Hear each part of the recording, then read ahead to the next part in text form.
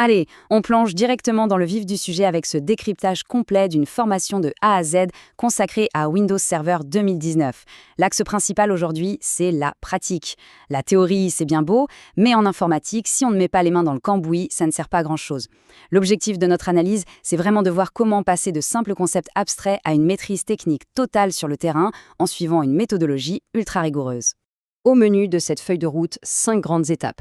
On va aborder la formation pratique dans son ensemble, la préparation indispensable du laboratoire virtuel, la maîtrise de la ligne de commande, la gestion d'Active Directory, pour finir sur une touche très moderne avec l'intégration de Docker. Première étape de notre parcours, la formation pratique de A à Z. D'ailleurs, le ton est donné d'entrée de jeu par la source avec une consigne claire, il faut attacher les ceintures. Ça annonce la couleur, non? On ne va pas juste survoler des concepts en mode manuel scolaire.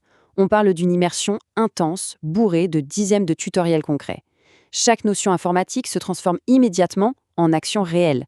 Bref, ça demande un niveau de concentration maximale et un engagement absolu dans la pratique.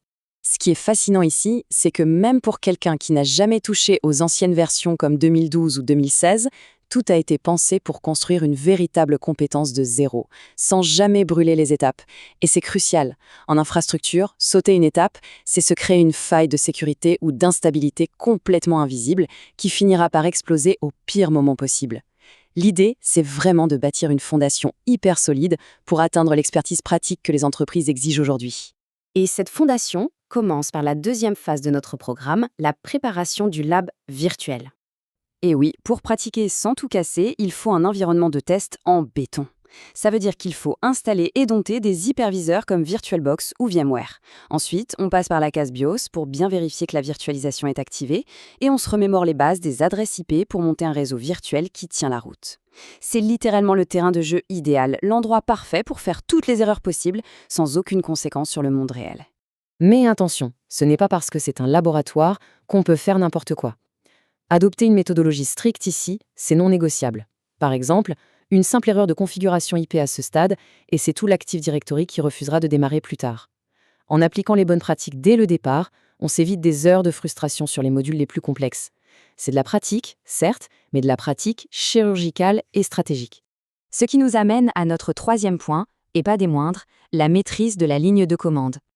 Là, le contraste est saisissant entre l'interface graphique bien connue et l'environnement textuel. L'interface visuelle, c'est très confortable au quotidien, mais le vrai défi pour un administrateur moderne, c'est de maîtriser Windows Core. C'est une version allégée, sans aucune interface graphique. Et pourquoi on ferait ça? Eh bien, sans interface, un serveur consomme infiniment moins de ressources, et surtout, il réduit considérablement sa surface d'attaque face aux hackers. C'est là qu'on reconnaît les vrais pros, ceux qui peuvent tout piloter au clavier. Maîtriser ces fameux scripts, ça change absolument tout sur le terrain. L'efficacité devient redoutable.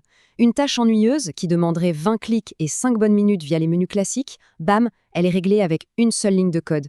Qu'il s'agisse d'installer des rôles, de structurer des unités organisationnelles, de gérer une armée d'utilisateurs ou même de faire migrer des serveurs entiers, le script, c'est l'arme absolue de l'efficacité pratique. Tout cela prend encore plus de sens avec notre quatrième section, la gestion d'Active Directory. Ce processus en 4 étapes est en fait la naissance même d'un réseau d'entreprise. On commence par créer l'espace logique, le domaine, ensuite on lui greffe un cerveau en configurant Active Directive, puis on lui donne les pleins pouvoirs en le propulsant contrôleur de domaine, pour enfin venir y brancher les machines des utilisateurs. Faire tout ça de manière pratique, étape par étape, ça permet de démystifier exactement comment une architecture réseau prend vie à partir de rien. Au cœur de ce réseau, on trouve les GPO.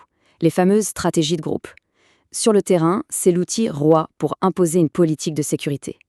Imaginons une entreprise qui veut interdire l'utilisation des clés USB sur les ordinateurs de ses 500 collaborateurs.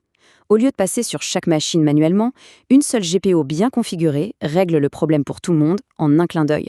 C'est le genre de levier de contrôle massif qu'un ingénieur doit absolument savoir manipuler en pratique. Enfin, notre 5e et dernière section jette un pont vers l'avenir, l'intégration de Docker.